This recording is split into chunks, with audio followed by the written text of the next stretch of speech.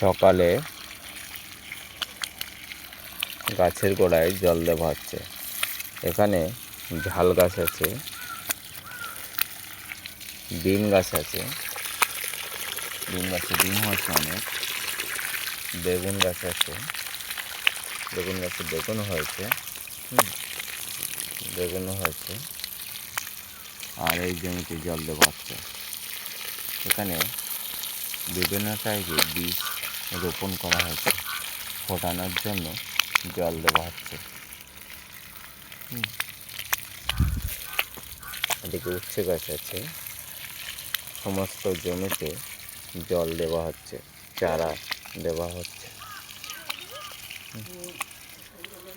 গাছ পুঁতলে জল দিতে হয়, জলের প্রচণ্ড দরকার।